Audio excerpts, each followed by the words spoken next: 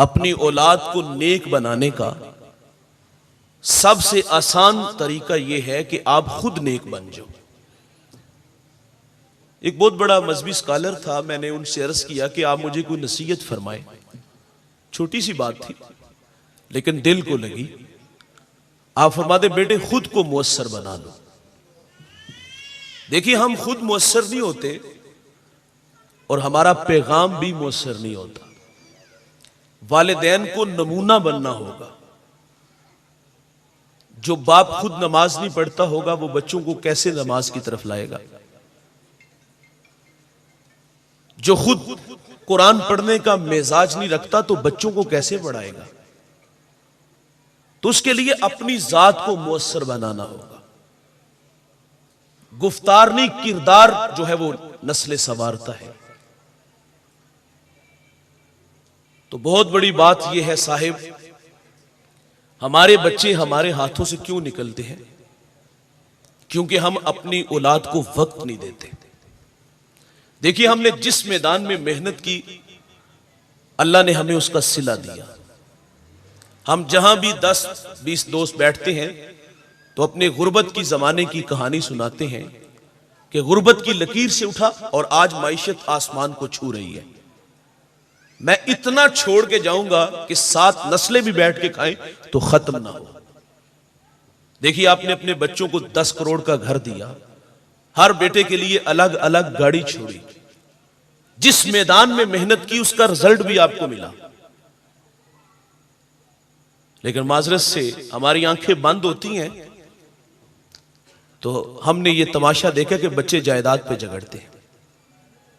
बाप को मना मन मट्टी के नीचे छोड़ाए, खुद एसी वाले कमरे में होते हैं और मदारस हुफ्फाज को लाकर बैठाया जाता है। बाप को कब्र की तन्हाई में छोड़ के आते हैं और सबसे पहला काम क्या करते हैं? बाप के कपड़े सदका करते हैं, बाप की चारपाई सदका करते हैं। क्यों?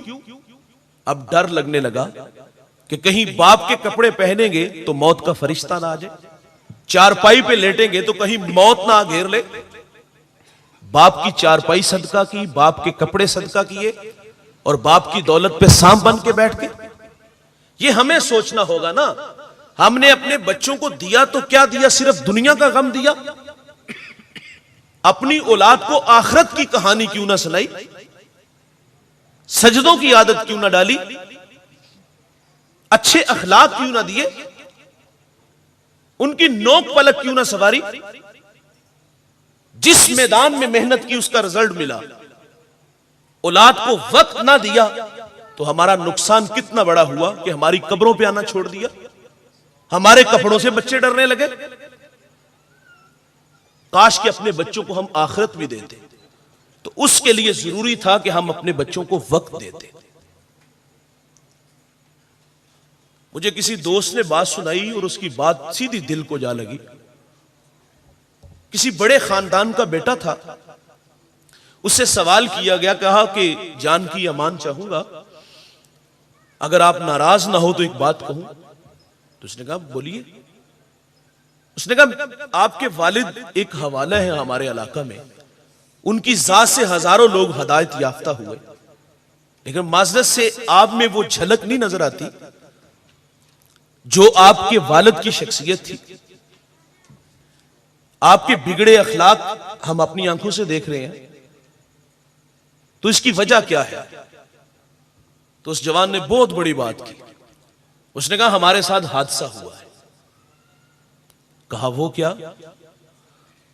तो उसने कहा, हमारा वक्त भी आप लोग ले गए। यानी जो वक्त हमारा था वो वक्त भी आप लोगों ने ले लिया, तो हमने यही कुछ बनना है। अशफाक भाई से किसी ने कहा ना, बड़े लोगों के बच्चे बड़े क्यों नहीं होते? तो आपने फरमाया था कि बड़े लोगों के बच्चे यतीम होते हैं।